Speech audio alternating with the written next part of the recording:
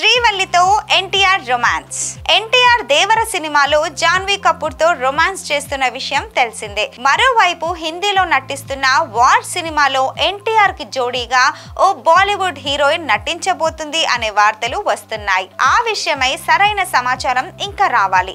ఈ రెండు సినిమాలతో పాటు ఎన్టీఆర్ చేయబోతున్న తదుపరి సినిమా గురించి ప్రస్తుతం అంతటా చర్చ జరుగుతోంది. దేవర సినిమా షూటింగ్ ముగియడమే ఆలస్యం. వెంటనే ప్రశాంత్ నీల్ దర్శకత్వంలో సినిమాకు ఎన్టీఆర్ జాయిన్ అవ్వబోతున్నారు అంటూ గత కొన్ని రోజులుగా వార్తలు వస్తున్నాయి. ఇటీవల ఎన్టీఆర్ పుట్టినరోజు సందర్భంగా ఎన్టీఆర్ ప్రశాంత్ నీల్ కాంబో మూవీని ఈ ఏడాదిలోనే మొదలు పెట్టబోతున్నట్లు మైత్రి మూవీ మేకర్స్ అధికారికంగా ప్రకటించారు. ఓవైపు సలార్ 2 పనిలో ఉన్న దర్శకుడు ప్రశాంత్ నీల్, మరోవైపు ఎన్టీఆర్ తో డ్రాగన్ అనే భారీ యాక్షన్ సినిమాకు సంబంధించి వర్క్ లో బిజీగా ఉన్నాడు.